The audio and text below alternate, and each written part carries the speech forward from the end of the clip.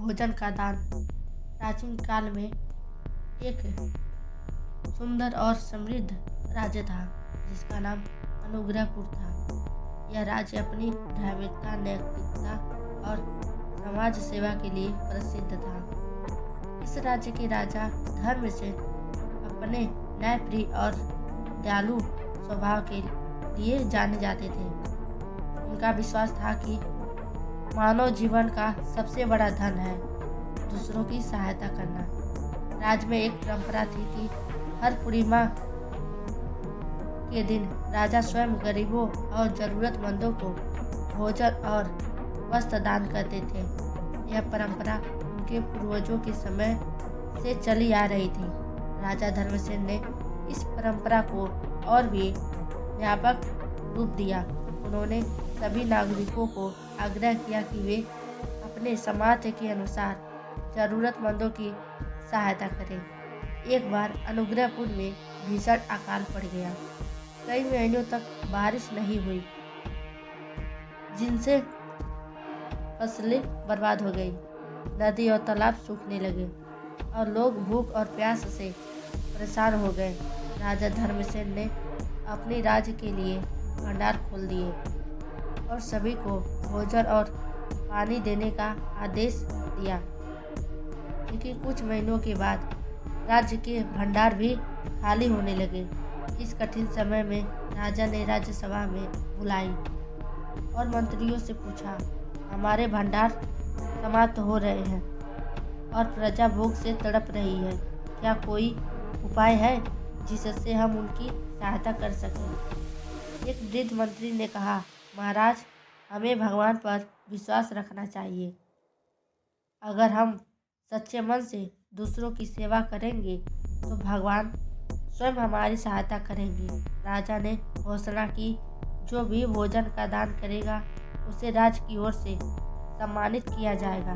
यह सुनकर कई अमीर नागरिकों ने अपने भंडार खोल दिए, लेकिन यह पर्याप्त नहीं था। राजा ने सोचा कि उन्हें स्वयं एक उदाहरण प्रस्तुत करना होगा। उन्होंने अपनी रानी राजकुमार से परामर्श किया और अपने महल के भंडार का सारा भोजन गरीबों में बांटने का निर्णय किया।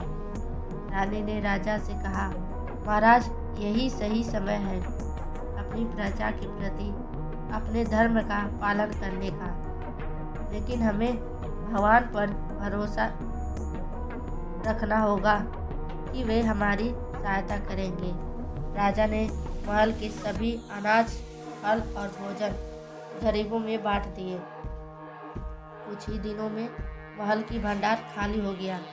अब राजा और उनका परिवार भी भूखा रहने लगा। एक रात राजा धर्मसेन ने भगवान से प्रार्थना कर रहे थे, हे भगवान, मैंने हमेशा आपका नाम लिया है और दूसरों की सेवा की है।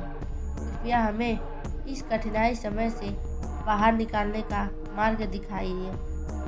अगली सुबह महल के द्वार पर एक साधु प्रकट हुए। साधु ने राजा से कहा, राजन, मैंने सुना है कि आपने अपनी प्रजा के लिए अपना सब कुछ त्याग दिया। यह एक सच्चे धर्मात्मा का कर्तव्य था। आपके राज्य को भोजन का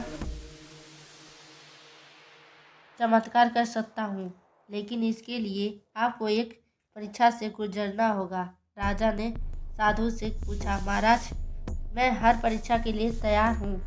कृपया मुझे बताइए कि मुझे क्या करना होगा। साधु ने कहा, आपको यह परीक्षा आपकी निष्ठा और त्याग की सच्चाई को परखेगी। राजा ने तुरंत कहा, मेरे लिए प्रजा ही सब कुछ है, त्यागने का तैयार हूँ। साधु मुस्कुराए और बोले, मैं आपकी निष्ठा से प्रसन्न हूँ। कल सुबह सूर्योदय से पहले आप महल के बगीचे में आकर अपनी प्रजा के लिए प्रार्थना करें। अगली सुबह राजा धर्मसेन, रानी और राजकुमार ने साधु के कहे अनुसार प्रार्थना की। जैसे ही सूरज उगा, महल के बागीचों में एक अद्भुत दृश्य दिखाई दिया। हर पेड़ से फल गिरने लगे, जमीन पर अनाज उगने लगे और पानी के सूखे कुंड भरने लगे। यह चमत्कार देखकर सभी आश्चर्यचकित रह गए। साधु ने राजा से कहा, यह आपके सच्चे धर्म और त्याग का फल है। भगवान ने आपकी भक्ति को स्वीकार किया है। अब इस अनाज और फलों का उपयोग अपनी प्रजा के लिए की भलाई के लिए करें। इस चमत्कार के बाद राजा ने साधु को सम्मानित किया और उनसे पूछा, महाराज, आपने हमें बचाया, कृपया बताइए कि हम आपकी सेवा कैसे कर सकते हैं। साधु ने उत्तर दिया, राजा, मुझे कुछ नहीं चाहिए, मैंने केवल अपना धर्म निभाया है। लेकिन आपसे एक विनती है कि भोजन का दान हमेशा करते रहें, चाहे परिस्थितियाँ कैसी भी हो। भोजन का दान सबसे बड़ा धर्म है, क्योंकि यह जीवन को बचाता है। उसी दिन से राजा धर्मसेन ने अपने राज्य में भोजन का दान एक अनिवार्य परंपरा बना दी। उन्होंने एक भंडार बनवाया जहाँ हर एक नागरिक को अपने सामर्थ्य के अनुसार भोजन कर दान कर सकता था। यह परंपरा पीढ़ी दर पीढ़ी चलती रही और अनुग्रहपूर्ण फिर से समृद्ध हो गया।